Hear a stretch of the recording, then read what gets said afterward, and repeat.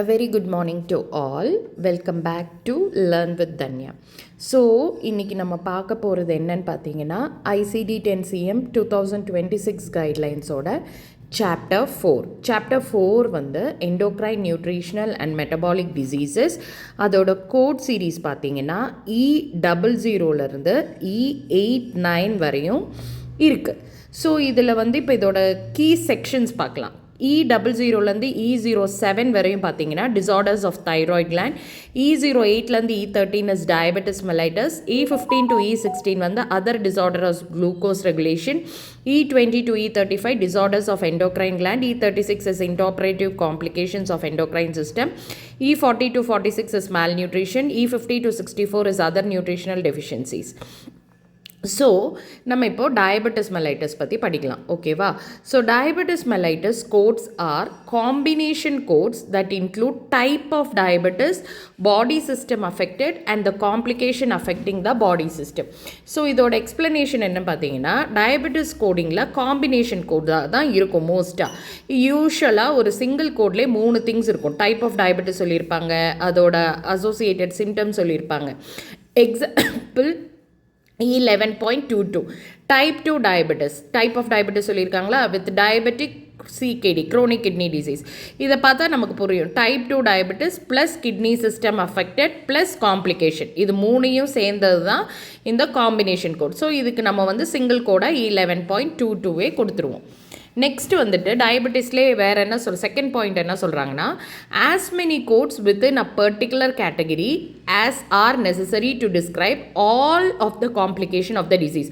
ஒரு பேஷண்ட்டுக்கு multiple complication இருந்தால், like eye plus kidney both அஃபெக்டடாக இருந்தால் மல்டிபிள் கோட்ஸ் யூஸ் பண்ணுவோம் சேம் கேட்டகரியிலேருந்தே. இப்போ E11.22 type 2 diabetes with CKD, E11.319 type 2 diabetes with unspecified retinopathy, அந்த மாதிரி. தேர்ட் இது என்ன சொல்கிறாங்கன்னா, they should be sequenced based on the reason for particular encounter. So கோடர்ஸோட ஆர்டர் சீக்வன்ஸ் எப்படி இருக்கும்னு பார்த்தீங்கன்னா, எந்த ரீசனுக்காக விசிட் பண்ணுறாங்களோ that should be the primary code. For example, if a patient came mainly for diabetic foot ulcer ட்ரீட்மெண்ட்டாக இருந்துச்சுன்னா நம்ம ஃபஸ்ட்டு கோட் என்ன கொடுக்குறோம், ஃபுட் அல்சருக்கு கொடுக்குறோம். செகண்ட் வந்து ஸ்பெசிஃபிக் டைப் ஆஃப் அல்சர் என்னவா இருக்கோ அது கொடுக்குறோம். Next assign as many codes from the category E08 to E13 as needed to identify all of the associated condition. இப்போ E08லேருந்து E13 ரேஞ்ச் பார்த்தீங்கன்னா, E08 diabetes mellitus due to other condition, E09 due to drugs, E10 வந்து type 1 diabetes, E11 type 2 diabetes, E13 வந்து other specified diabetes. So ஒரு பேஷண்ட்க்கு different type of diabetes condition இருந்தால் எதா இருக்கோ அதை சூஸ் பண்ணி நம்ம கோட் பண்ணணும். ஸோ டைப் ஆஃப் டயபெட்டிஸ் எடுத்திங்கன்னா, the age of the patient is not the sole of determining factor, though most type 1 diabetes develop the condition before reaching the puberty. So இதில் பார்த்தீங்கன்னா ICD-10 டயபெட்டிஸ் டைப்பை வந்து நம்ம age factor மட்டும் வச்சு decide பண்ணக்கூடாது. நார்மலாக நம்ம பார்க்கும்போது டைப் 1 டயபெட்டிஸ் ஸ்மால் ஏஜில் தான் பிஃபோர் பியூபர்ட்டியில் வரலாம். சில கேஸில் டைப் 2 டயபெட்டிஸும் வரும். ஸோ இங்கே பார்த்தீங்கன்னா, not all childrens have type 1, not all adults have type 2. So age ஃபேக்டரை மட்டும் வச்சு நம்ம கோட் பண்ணக்கூடாது, அதை தான் இங்கே சொல்கிறாங்க. Sometimes adults can also have, அடல்ட்டுக்கும் டைப் 1 டயபெட்டிஸ் இருக்கலாம், குழந்தைங்களுக்கும் டைப் 2 டயபெட்டிஸ் இருக்கலாம். ஸோ ஏஜை ஒரு ஃபேக்டராக வச்சு நம்ம பண்ணக்கூடாது. So next one, presymptomatic type 1 diabetes. Presymptomatic type 1 டயபெட்டிஸோட கோடு வந்து E10.11A. ஸோ ப்ரீசிம்டமேட்டிக் டைப் 1 டயபெட்டிஸ்னால் டயபெட்டிஸ் ஸ்டார்ட் ஆகும் ஸ்டேஜில் இருக்குது, ஓகேவா? பட் சிம்டம்ஸ் இன்னும் ஸ்டார்ட் ஆகலை. அதை தான் அப்போது நம்ம வந்து கன்ஃபார்மாக பேஷண்ட்டுக்கு வந்து டயபெட்டிஸ் இருக்குதுன்னு கன்ஃபார்ம் பண்ண முடியாது. ஆனால் பாடியில் சேஞ்சஸ் நடந்துகிட்ருக்கும். That indicates type 1 diabetes. Next type 2 diabetes in remission. அப்படின்னா பேஷண்ட்டுக்கு ப்ரீவியஸாக டைப் 2 டயபெட்டிஸ் இருந்திருக்கு, பட் இப்போ வந்து பார்த்தீங்கன்னா பேஷண்ட்டோட சுகர் லெவல் நார்மல் ஆகிடுச்சு. ஸோ டாக்டர் எப்படி கன்ஃபார்ம் பண்ணுவாங்கன்னா, டயபெட்டிஸ் இன் ரெமிஷன், அதாவது டயபெட்டிஸ் இருக்குது பட் அது ஆக்டிவாக இல்லை. ஸோ இதுக்கு வந்து நம்ம E11.A அப்படின்னு சொல்லிட்டு கோட் பண்ணுவோம். டைப் 2 டயபெட்டிஸ் வித்தவுட் காம்ப்ளிகேஷன் இன் ரெமிஷன் சொல்லிட்டு. Next, type of diabetes not documented. So if the type of diabetes is not documented in the medical record, அது டிஃபால்ட்டாக நம்ம டைப் 2 அப்படின்னு சொல்லிட்டு கோட் பண்ணணும்னு சொல்கிறாங்க. டாக்டர் நோட்டில் வந்து அது டைப் 1 டைப் 2 அப்படின்னு சொல்லலைன்னா நீங்கள் டிஃபால்ட்டாக அதை டைப் 2 டயபெட்டிஸாகவே கோட் பண்ணிக்கலாம். Use E11 type 2 diabetes மெல்லிட்டஸோட code. Next, diabetes mellitus and the use of insulin, oral hypoglycemic and injectable non-insulin drug. Doctor ரெக்கார்டில் வந்து டயபெட்டிஸ் டைப் மென்ஷன் பண்ணல, லைக் டைப் 1 டைப் 2 பண்ணல, பட் டாக்டர் மென்ஷன் பண்ணியிருக்காங்க patient insulin use பண்ணுறாங்க. So நம்ம type 2 டயபெட்டிஸோட code primary கோடாகவும், second code அவங்க வந்து இன்சுலின் யூஸ் பண்ணுறாங்கன்னா இன்சுலினோட கோடு கொடுங்க. ஓரல் ஹைப்போகிளைசிமிக் டேப்லெட் யூஸ் பண்ணுறாங்கன்னா அது கொடுங்க. நான் இன்ஜெக்டபிள் இன்சுலின் ட்ரக்னா அதோட கூட அடிஷ்னலாக கொடுக்கணும். ஸோ இங்கே காம்பினேஷன் கேஸ் பார்த்தீங்கன்னா இப்போ 2 மெடிசன் இன்சுலினும் எடுத்துக்கிறாங்க, ஓரல் மெடிக்கேஷனும் எடுத்துக்கிறாங்கன்னா ஃபஸ்ட்டு நம்ம டைப் ஆஃப் டயபெட்டிஸ் கொடுக்கணும். செகண்ட் வந்து அவங்க எந்த மெடிக்கேஷன் இன்சுலின் யூஸ் பண்ணுறாங்கன்னா இன்சுலின் கொடுங்க. தேர்டு ஓரல் ட்ரக்கோட கோடு கொடுங்க. அடிஷ்னல் கோடை நம்ம அவங்க எந்தெந்த ட்ரக் யூஸ் பண்ணுறாங்களோ அதுக்கான கோடை வந்து நம்ம கொடுத்துக்கணும். Next complication due to insulin pump malfunction. Insulin pump இந்த இமேஜ் பார்த்தீங்கன்னா புரியும். இன்சுலின் பம்ப்ன்றது வந்து ஒரு டிவைஸ், அது டயபெட்டிக் பேஷண்ட்டோட பாடியில் வந்து கண்டினியூஸாக இன்சுலின் டெலிவர் பண்ணுறதுக்காக கனெக்ட் பண்ணியிருப்பாங்க. சம்டைம்ஸ் இந்த பம்ப் வந்து கரெக்டாக ஒர்க் பண்ணலன்னா காம்ப்ளிகேஷன் ஆகுதுன்னா 2 டைப் ஆஃப் காம்ப்ளிகேஷன் நம்மளுக்கு வரும். ஒன்று அண்டர் டோசேஜ், இன்னொன்று வந்து ஓவர் டோசேஜ். இப்போ இந்த மிஷினில் பார்த்தீங்கன்னா இது வந்து ஒர்க் ஆகலைன்னா நம்மளுக்கு 2 டைப்ஸ் ஆஃப் காம்ப்ளிகேஷன் வருது. ஸோ அதில் ஃபஸ்ட் காம்ப்ளிகேஷன் அண்டர் டோசேஜ் ஆச்சுன்னா எப்படி கோட் பண்ணுவீங்க? பம்ப் வந்து சரியாக ஒர்க் பண்ணல, ஸோ இன்சுலின் வந்து கம்மியாக லெஸ் டோஸில் வந்து உள்ளே போகுது, ஸோ பேஷண்ட்டுக்கு வந்து சுகர் லெவல் இன்க்ரீஸ் ஆகுது. ஸோ ஃபஸ்ட் கோட் வந்து மெக்கானிக்கல் காம்ப்ளிகேஷன் ஆஃப் த பம்ப்னு சொல்லிட்டு கோட் பண்ணணும். செகண்ட் அந்த பம்ப் கம்ப்ளைண்ட் ஆனனால என்ன ஆச்சு, அண்டர் டோசேஜ் ஆஃப் இன்சுலின் ஆச்சு, அது கோட் பண்ணோம். Third type of diabetes. Fourth அந்த அண்டர் டோசேஜ்னால என்ன காம்ப்ளிகேஷன் வந்திருக்கோ அந்த காம்ப்ளிகேஷனை கோட் பண்ணும். Next complication over dosage of insulin. இப்போ இன்சுலின் பம்பு கம்ப்ளைண்ட் ஆச்சுன்னா ஓவர் டோசேஜ் ஆஃப் இன்சுலின் போகும். அப்போ வந்து பேஷண்ட்டுக்கு வந்து சுகர் லெவல் டவுன் ஆகும். ஸோ வந்து ஃபஸ்ட்டு நம்ம mechanical complication of the device கொடுக்கணும். செகண்ட் வந்து ஓவர் டோசேஜை வந்து பாய்சனிங் சொல்லிட்டு கோட் பண்ணணும், பாய்சனிங் பை இன்சுலின். தேர்ட் வந்து டைப் ஆஃப் டயபெட்டிஸ். ஃபோர்த் ஏதாவது காம்ப்ளிகேஷன் இருந்தால் கோட் பண்ணிக்கோங்க. நெக்ஸ்ட் வந்து செகண்டரி டயபெட்டிஸ். செகண்டரி டயபெட்டிஸ் அப்படின்னா இந்த டயபெட்டிஸ் வந்து வேற ஒரு ரீசனால் வரும், லைக் வேறு ஏதாவது ஒரு டிசீஸ் கண்டிஷன்னாலேயோ, நம்ம வேறு ஏதாவது ட்ரக்ஸ் எடுக்கிறனாலேயோ, இல்லை நம்மளுக்கு சர்ஜரி பண்ணியிருக்கிறனாலேயோ நம்மளுக்கு ஏதாவது டயபெட்டிஸ் வருதுன்னா that is called secondary diabetes. 3 type இருக்குது, E08, E09, E13. E08 due to underlying disease condition, E09 due to drugs, E13 other specified. E08 diabetes mellitus due to underlying disease condition. அதுக்கு example பார்த்தீங்கன்னா பேஷண்ட்டுக்கு pancreatic cancer இருக்குது, அதுதான் underlying disease condition. அதனால insulin produce பண்ண முடியல, so secondary diabetes develop ஆகுது. So நம்ம ஃபஸ்ட்டு அந்த கண்டிஷன் என்னவோ அதை ஃபஸ்ட் கோடாகவும், செகண்டரி டயபெட்டிஸை செகண்ட் கோடாகவும் நம்ம இங்கே கோட் பண்ணுறோம் E08.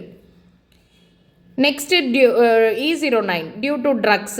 எக்ஸாம்பிள் பார்த்தீங்கன்னா பேஷண்ட் வந்து லாங் டேர்மாக ஸ்டீராய்ட்ஸ் எடுத்துகிட்டு இருக்காங்க, அதனால இன்சுலின் ரெசிஸ்டன்ஸ் வந்துடுது, செகண்டரி டயபெட்டிஸ் டெவலப் ஆகுது.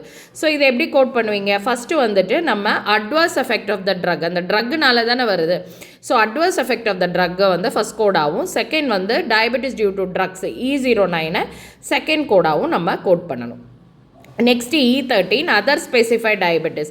பேஷண்ட்டுக்கு வந்து பேங்க்ரியாடெக்டமி பண்ணியிருக்காங்க. ஸோ மீனிங் என்ன? பேங்க்ரியாடெக்டமி, எக்டமினா ரிமூவல், பேங்க்ரியாடெக்டமினா ரிமூவல் ஆஃப் பேங்க்ரியாஸ் பண்ணதுனால இன்சுலின் ப்ரொடியூஸ் பண்ண முடியல. ஸோ செகண்டரி டயபெட்டிஸ் டெவலப் ஆகுதுன்னா ஃபஸ்ட்டு செகண்டரி டயபெட்டிஸோட கோடு கொடுங்க. செகண்ட் வந்து அந்த பேங்க்ரியாஸ் ரிமூவ் பண்ணியிருக்காங்கல்ல, ஆப்சன்ஸ் ஆஃப் பேங்க்ரியாஸ், அதை வந்து செகண்ட் கோடாக வந்து கொடுத்துருங்க. Next secondary diabetes due to pancreatectomy. Sometimes pancreas வந்து ஃபுல்லாக இல்லை ஒரு பார்ஷியலாக ரிமூவ் பண்ணியிருப்பாங்க, அதனால் பேஷண்ட்டுக்கு வந்து கேன்சரோ சிஸ்டோ டெவலப் ஆகும். இந்த கேஸ் என்ன ஆகும்னா இன்சுலின் ப்ரொடியூஸ் பண்ண முடியாது, டயபெட்டிஸ் வந்துடும். ஸோ இதுக்கு வந்து கன்ஃபார்மாக நம்ம 3 கோட் கொடுக்கணும். First post procedural hypoinsulinemia E89.1, second வந்து other specified diabetes E13, third வந்து ஆப்சன்ஸ் ஆஃப் பேங்க்ரியாஸோட கோடு கொடுக்கணும்.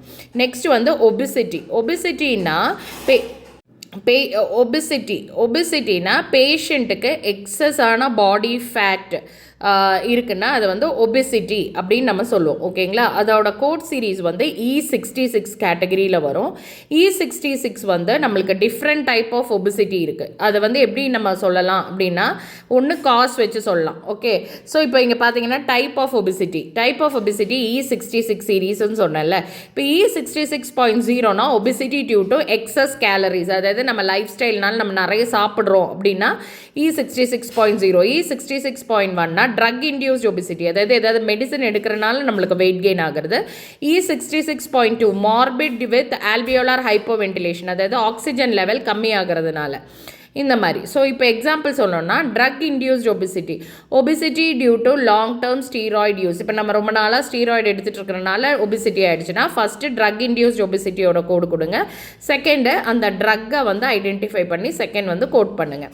இன்னொரு எக்ஸாம்பிள் வந்து morbid obesity with breathing issue, அதாவது மார்பிட் வித் ஆல்வியோலார் ஹைப்போவென்டிலேஷன், அதுக்கான கோடு வந்து கொடுக்கணும். Next obesity during pregnancy. If obesity is complicating ப்ரெக்னென்சினா நம்ம வந்து O99.21 that is obesity complicating ப்ரெக்னென்சியை வந்து ஃபஸ்ட்டு கோடாகவும் ஸ்பெசிஃபிக் டைப் ஆஃப் ஒபிசிட்டியை வந்து செகண்ட் கோடாகவும் நம்ம வந்து கொடுக்கணும். ஓகேங்களா?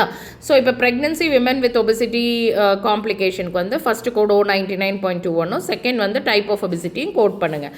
நெக்ஸ்ட்டு ஒபிசிட்டி கிளாஸ்னால் ஒபிசிட்டியில் இப்போல்லாம் டாக்டர் வந்து கிளாஸ் பேஸ் பண்ணி, அதாவது அதோட சிவியாரிட்டி மென்ஷன் பண்ணுவாங்க. லைக் கிளாஸ் 1, கிளாஸ் 2, கிளாஸ் 3 இந்த மாதிரி மென்ஷன் பண்ணி கோட் பண்ணியிருப்பாங்க. ஸோ நம்ம வந்து ஒபிசிட்டி கிளாஸ் கோட் யூஸ் பண்ணும்போது டாக்டர் நோட்டில் கிளியராக மென்ஷன் பண்ணியிருக்காரா அப்படின்னு சொல்லி அந்த கிளாஸை மென்ஷன் பண்ணியிருந்தால் மட்டும் கோட் பண்ணுங்கள். நீங்களாக அஸ்யூம் பண்ணி எதுவும் கோட் பண்ணக்கூடாது.